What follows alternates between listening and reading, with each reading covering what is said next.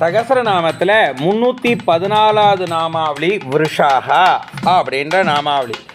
இந்த நாமாவளிக்கு ஆழ்வார், ஆச்சாரியர், பெரியோர்கள் சொல்லியிருக்க விளக்கம் என்னன்னா, அடியவர்களை அமுதம் போன்ற திருமேனி ஒளியாலும் சிறப்பாலும் மகிழ்விப்பவர் அப்படின்னு சொல்லி நிறுத்துறா.